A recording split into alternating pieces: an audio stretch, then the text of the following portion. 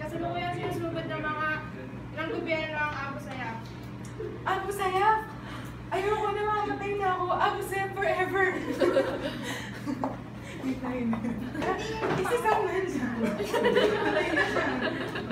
Okay. 1, 2. Ayun na! Saan biligan ka? Saan lumay-lumay? Dalim na sabi. 1, 2,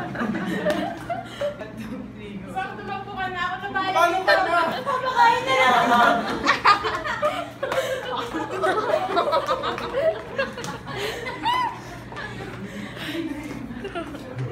Yung worship song, nakaganyan mga tao.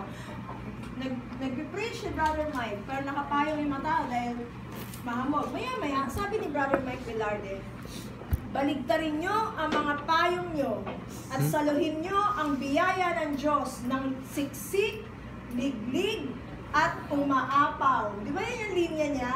You know what the people did? They really turned over their umbrella. Mga katanga, di ba? Pero all throughout na nag-preach si Brother Mike, nakaganyan.